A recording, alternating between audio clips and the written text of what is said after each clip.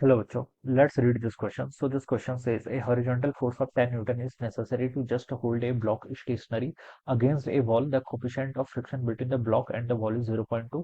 The weight of the block. तो आपको block का यहाँ पर वेट बताना है. We have given the four options. आपको फोर ऑप्शंस गिवन किए हुए हैं. तो चलिए बच्चों, इस क्वेश्चन का की कॉन्सेप्ट आप क्या लिख सकते हैं? The key concept of this question static friction. Static friction क्यों लिख रहा हूँ बच्चों में? ठीक है, फ्रिक्शन तो समझ में आ रहा है. ठीक है, क्योंकि यहाँ पर क्वेश्चन बोला गया कि कोएफिशिएंट ऑफ फ्रिक्शन बोला गया, तो फ्रिक्शन तो लगेगा, लेकिन स्टैटिक लगेगा ये कैसे पता चला?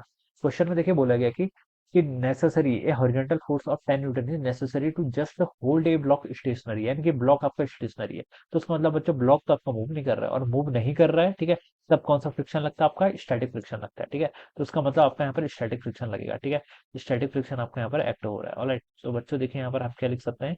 अब देखिए स्टैटिक फ्रिक्शन लगेगा कितना. देखिए बच्चों, यहाँ पर मान लीजिए आपका कोई एक मास है. ठीक है, दिस इज अ मास, इसका मास. ठीक है, इस पर आपने एक इस डायरेक्शन में एक 10 न्यूटन का फोर्स लगाया, एक्सटर्नल फोर्स. ठीक है, एक्सटर्नल फोर्स लगाना पड़ रहा है, तभी आपका क्या होगा? स्टेशनरी रह पाएगा. ठीक है, तो देखिए यहाँ पर आपकी बॉल है. ठीक है, और यहाँ पर देखिए इस पर और कौन कौन से फोर्स लगे होंगे. मान लीजिए इसका मास एम के इक्वल है, तो इस पर एक एम जी फोर्स लगेगा इसे डाउनवर्ड डायरेक्शन में. ठीक है, एक फोर्स आपका ये लगेगा.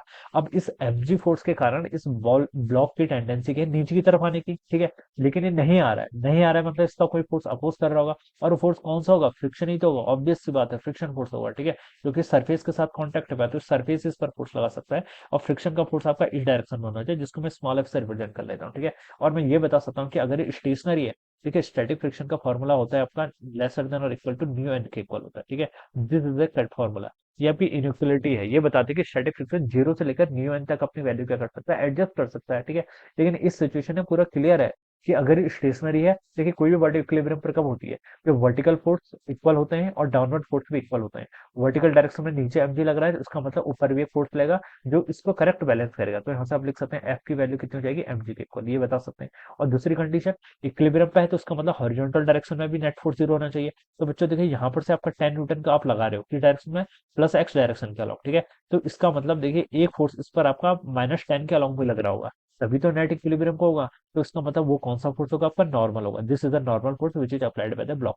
तो मैं लिख सकता हूँ जहां पर नॉर्मल होगा बच्चों, वो कितना होगा? आपका 10 न्यूटन के इक्वल होगा. ठीक है, ये आपको यहाँ से पता चल गया. ऑलराइट, बच्चों देखिए फ्रिक्शन किसके इक्वल होता है? फ्रिक्शन का फॉर्मूला होता है आपका mu into N K equal, and it is equal to M G. ये किसके इक्वल होना चाहिए? एम जी के इक्वल होना चाहिए, तभी आपका ब्लॉक स्टेशनरी रहेगा. ठीक है, न्यू की वैल्यू क्वेश्चन में गिवन करके कोएफिशिएंट ऑफ फ्रिक्शन कितना है? 0.2 इंटू आपका नॉर्मल. ठीक है, नॉर्मल बच्चों देखिए कितना है आपका यहाँ पर? सर 10 न्यूटन के इक्वल, तो 0.2 इंटू 10 किसके इक्वल हो जाएगा? एमजी के इक्वल.